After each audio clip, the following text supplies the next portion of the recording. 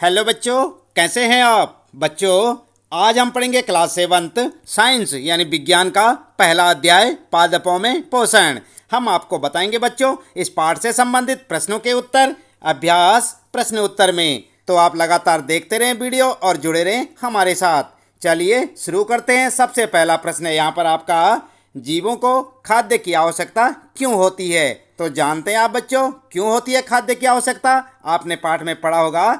चलिए उत्तर में देख लेते हैं। उत्तर लिखेंगे, जीवों को निम्नलिखित कारणों से खाद्य की आवश्यकता होती है, जैसे ऊर्जा प्राप्त करने के लिए, शरीर का निर्माण करने के लिए, शरीर में कोशिकाओं एवं ऊतकों की टूट फूट की मरम्मत के लिए, शरीर की वृद्धि एवं विकास के लिए। ठीक है, तो इस प्रकार से आप लिख सकते हैं अपने पहले प्रश्न का उत्तर। इसके बाद दूसरा प्रश्न है बच्चों, परजीवी एवं मृतजीवी में अंतर स्पष्ट कीजिए। उत्तर में आप लिख सकते हैं, सबसे पहले हेडिंग डालकर लिखेंगे परजीवी और डैश करके लिखें वह जीव जो अन्य जीव यानी परपोषी से भोजन एवं आवास प्राप्त करता है तथा परपोषी को हानि भी पहुंचाता है, परजीवी कहलाता है। इस प्रकार परजीवी परपोषी को नुकसान पहुंचाकर लाभ प्राप्त करता है। उदाहरण के लिए अमरबेल। आई बात समझ में। इसके बाद दूसरी हेडिंग डालेंगे बच्चों मृतजीवी और डैश करके लिखें वह जीव जो पौधों एवं जंतुओं के गले सड़े जैविक पदार्थों से अपना भोजन प्राप्त करता है,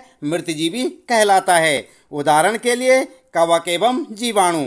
आई बात समझ में। इस प्रकार से आप अपने दूसरे प्रश्न का उत्तर लिख सकते हैं। तीसरा प्रश्न है, आप पत्ती में मंड यानी स्टार्च की उपस्थिति का परीक्षण कैसे करेंगे।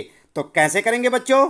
उत्तर में आप लिख सकते हैं, पत्तियों में मंड यानी स्टार्च की उपस्थिति का परीक्षण करने के लिए आयोडीन विलयन का उपयोग किया जाता है। पौधे की एक पत्ती लेकर उस पर आयोडीन विलयन की कुछ बूंदें डालिए। पत्ती का रंग नीला या काला हो जाएगा, यह दर्शाता है कि पत्ती में मंड यानी स्टार्च है। ठीक है, आई बात समझ में। इसके बाद देख लेते हैं चौथा प्रश्न है, हरे पादपों में खाद्य संश्लेषण प्रक्रम का संक्षिप्त विवरण दीजिए। तो उत्तर आप लिख सकते हैं बच्चों। उत्तर लिखेंगे, पादपों की पत्तियों की क्लोरोफिल युक्त कोशिकाएं सूर्य के प्रकाश की उपस्थिति में वायु से कार्बन डाइऑक्साइड एवं भूमि से जल लेकर कार्बोहाइड्रेट का संश्लेषण करती हैं। इसे प्रकाश संश्लेषण कहते हैं। ठीक है, अगला प्रश्न है पांचवा, किसी प्रवाह चित्र की सहायता से दर्शाइए कि पादप भोजन के मूलभूत स्रोत हैं। तो किस प्रकार से दर्शाएंगे बच्चों। उत्तर के लिए आप अपनी नोटबुक में ठीक इस प्रकार का एक चित्र बना लें, जैसे आप यहाँ पर देख सकते हैं। आपकी पाठ्य पुस्तक में ये चित्र आपको देखने को मिलेगा। आप एक चित्र ऐसा बना लें और इसके बाद नीचे लिखेंगे, पत्तियों द्वारा सौर ऊर्जा संग्रहित की जाती है तथा पादप में खाद्य के रूप में संचित हो जाती है। प्रकाश संश्लेषण उपस्थित न होने की स्थिति में खाद्य उपलब्ध नहीं होगा। सभी जीवों का अस्तित्व प्रत्यक्ष अथवा परोक्ष रूप से पादपों द्वारा बनाए गए भोजन पर निर्भर करता है। सभी खाद्य श्रृंखलाएं पादपों से ही प्रारंभ होती हैं। इस प्रकार पौधे भोजन के मूलभूत स्रोत हैं। आई बात समझ में। इस प्रकार से आपके पांचवें प्रश्न का उत्तर हो जाएगा। छठा प्रश्न है बच्चों, रिक्त स्थानों की पूर्ति कीजिए। तो यहाँ पर आपको खाली स्थान भरने हैं बच्चों। सबसे पहले क है आपके लिए, क्योंकि हरे पादप अपना खाद्य स्वयं बनाते हैं इसलिए उन्हें कहते हैं। तो क्या कहते हैं यहाँ पर आपको लिखना है। क्या लिखेंगे बच्चों। उत्तर में देख सकते हैं आप, यहाँ पर लिखेंगे स्वपोषी। ठीक है, तो रिक्त स्थान में आप लिख सकते हैं स्वपोषी। ठीक है, इसके बाद ख है यहाँ पर आपके लिए, पादपों द्वारा संश्लेषित खाद्य का भंडारण और फिर रिक्त स्थान है के रूप में किया जाता है। क्या लिखेंगे आप रिक्त स्थान में। आप लिख सकते हैं मंड यानी स्टार्च। ठीक है, कहाँ पर, यहाँ पर लिखेंगे। इसके बाद अगला है ग, प्रकाश संश्लेषण के प्रक्रम में जिस वर्णक द्वारा सौर ऊर्जा संग्रहित की जाती है उसे कहते हैं। क्या कहते हैं यहाँ पर आपको लिखना होगा। क्या लिखेंगे यहाँ पर लिखेंगे क्लोरोफिल। ठीक है, यहाँ पर लिखेंगे क्लोरोफिल। इसके बाद अगला है ग, प्रकाश संश्लेषण में पादप वायुमंडल से, और यहाँ पर खाली स्थान है लेते हैं तथा फिर यहाँ पर खाली स्थान है का उत्पादन करते हैं। तो आपको घ वाले में दो रिक्त स्थान यहाँ पर देखने को मिलेंगे। और क्या क्या लिखेंगे इनमें। पहले वाले में लिखेंगे आप कार्बन डाइऑक्साइड। ठीक है, इसमें, और दूसरे में लिखेंगे ऑक्सीजन। ठीक है, यहाँ पर लिखें ऑक्सीजन और आपका ये प्रश्न हो जाएगा। इसके बाद बच्चों सातवां प्रश्न है, निम्न कथनों से संबंधित परिभाषित शब्द बताइए। और यहाँ पर आप देख सकते हैं कथन है, पीत दुर्बल तने वाला परजीवी पादप। तो कौन सा होता है बच्चों? उत्तर में आप लिख सकते हैं अमरबेल। ठीक है। फिर है ख, एक पादप जिसमें स्वपोषण एवं विषम पोषण दोनों ही प्रणाली पाई जाती है। तो यहाँ पर उत्तर में आप लिख सकते हैं उसका नाम घटपर्णी। ठीक है।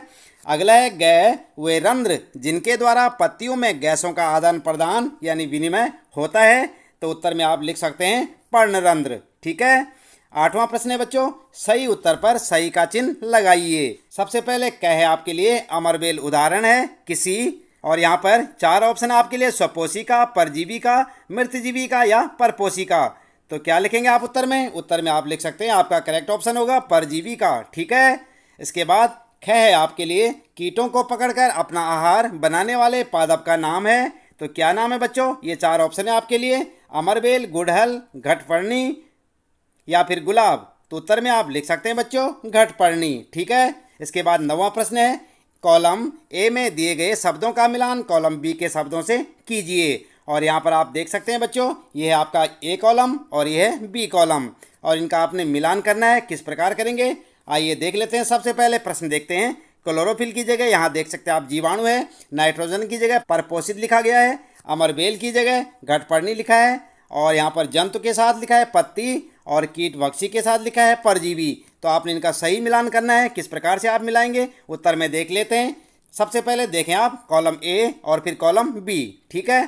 तो यहाँ पर जो है क के साथ आप मिलाएंगे क्लोरोफिल है, यहाँ पर क में क के साथ मिलाएंगे पत्ती। ठीक है। इसके बाद जो ख है नाइट्रोजन, इसके साथ मिलाएंगे जीवाणु। ठीक है। फिर है आपका ग, अमरबेल, इसके साथ मिलाएंगे परजीवी, और फिर जंतु है इसके साथ मिलाएंगे परपोषित, और फिर है कीटभक्षी तो इसके साथ मिलाएंगे घटपर्णी, और ये सारे मिलान आपके हो जाएंगे। ठीक है बच्चों। इसके बाद आइए देख लेते हैं। यहाँ पर 10वां प्रश्न है, निम्न कथनों में से सत्य एवं असत्य कथनों का चयन कीजिए।